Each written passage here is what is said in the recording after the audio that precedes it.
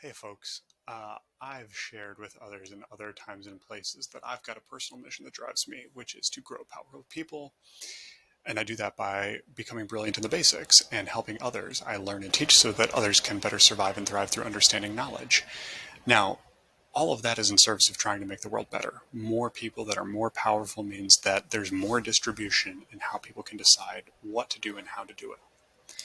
I have been very struck recently by the power of effective altruism and how doing good in a careful and rational way and in a disciplined way can really improve things. And you may have caught a video that I recorded about that. If you haven't, I do recommend it, and I won't cover the same things. The next book that I want to bring to your attention that I have absolutely loved is 80,000 Hours. The concept of 80,000 hours is that you have approximately 80,000 hours in a working career. You think 40 hours a week and how many weeks you have across your working career.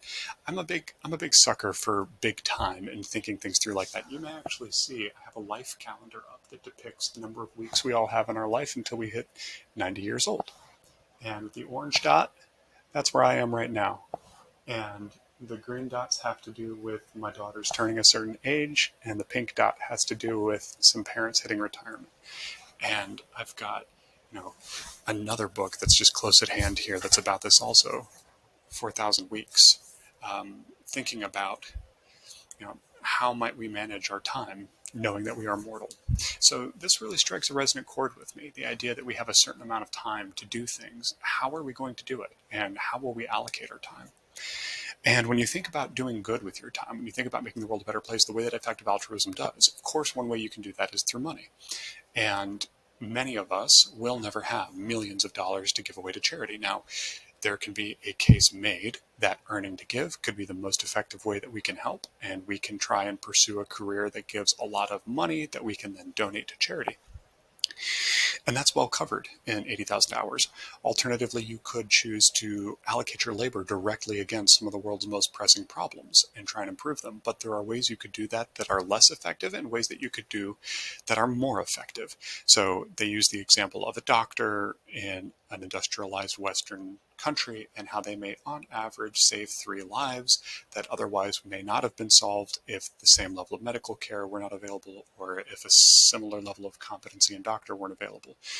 But that pales in comparison to the dozens to hundreds of lives that that same doctor could save by earning to give, in addition to those same lives that they might save through their direct work. Well, similarly, if you go work for a nonprofit and you're a very skilled person, that may not be as effective as building your career capital, your transferable skills, your connections in your network, and then later leveraging those by founding a nonprofit once you've already built yourself up as a high-skilled tech product manager or consultant, or some other method of broadening and growing that can then be applied. Likewise, you may stumble into working at cross purposes against the very thing that you think you're trying to do. So for me, I served in the Marine Corps for 8 years, and I came to a realization when I decided to depart that I could no longer confidently say that what I was doing was on net helping the world and making it better. And now, while I think through what I want to be doing next, I've been a tech product manager for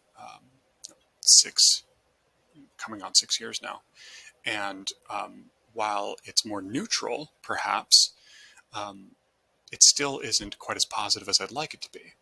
And while I can begin donating and doing a better job being disciplined about it and making sure that that goes to the most effective organizations, this helps me reconsider my priorities and what I want to work on and how I want to allocate my labor to help make things better in the world for people. I like to tell the story of the payments network that was deployed in Afghanistan, M-Pesa, and how it helped to reduce corruption. And that's the kind of technology that I want to be working on. And still leveraging the money that I can build up and donate into the most effective causes. So please do give the book a read, 80,000 Hours. It's actually free. Don't fall into the trap of thinking that something you don't pay for isn't valuable. It's a very valuable book, and you can check it out and just Google 80,000 Hours, give it a read, and reflect on it some. Thank you so much.